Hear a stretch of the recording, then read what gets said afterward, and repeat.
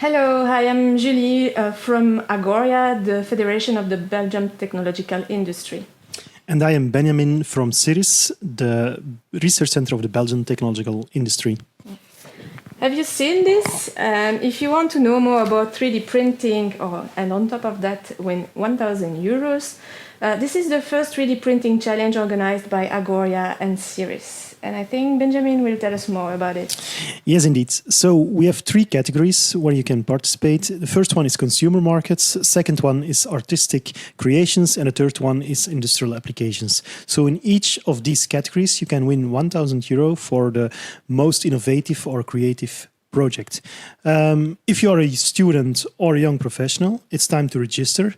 So what you should know is you're not alone in this journey. We are guiding you. We are creating together with several universities and high schools, and also with CIRIS, webinars. We're going to do company visits, and we have several ways to interact with you and to guide you in this trajectory.